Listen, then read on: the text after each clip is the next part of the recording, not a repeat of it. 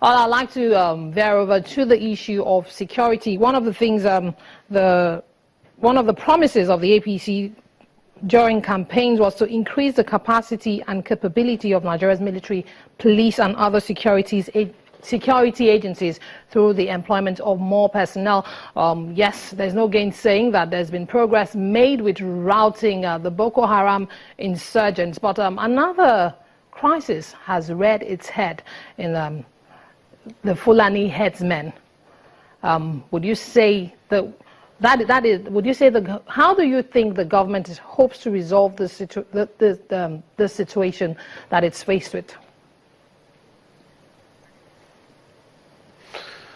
Well, I think the issue of security, no government in the world over will ever be free of security problems. So we never hit our chest and boasted that once we come, the issue of insecurity will be gone forever, of whatever kind of insecurity. But the most malignant ones, the issue of insurgency in the northeast, you have admitted yourself, has been decimated to the barest level, which is, I think, an improvement, which is not only an improvement, it's a great achievement on the part of this administration, and especially on the part of the armed forces that made sure that that had happened.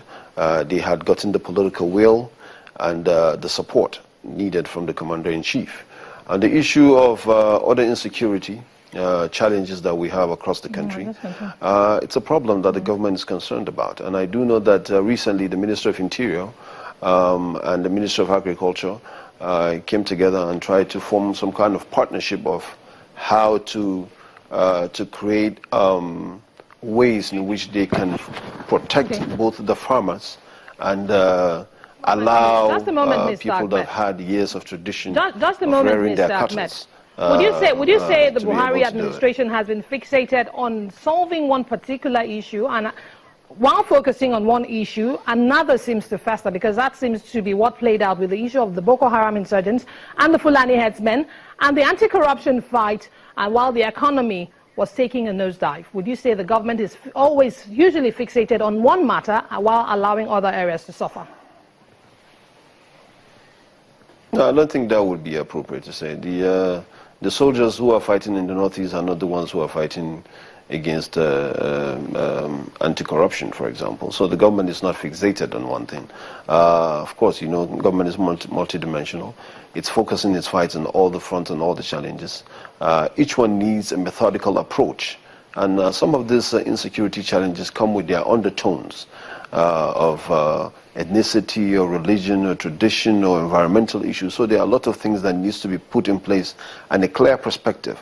So we don't, the government does not rush into arresting every situation with boots on the ground or the military might and end up escalating issues that ordinarily would have been resolved in other means. So the issue of the farmers and the herders is a serious problem. I know the government is really concerned about it and is doing whatever it can. The Minister of Interior, I'm sure the IGP of Police, the Minister of Agriculture, the states that are mostly affected with this situation, and always in constant contact with each other to make sure that this problem is brought to the barest minimum.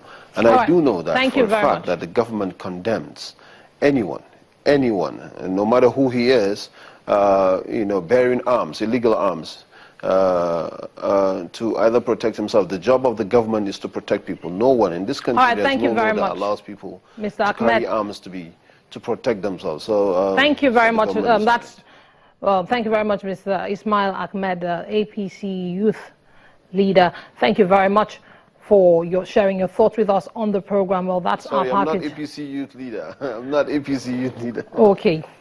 Thank you very much.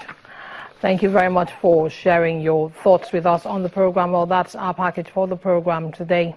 Thanks for staying with us.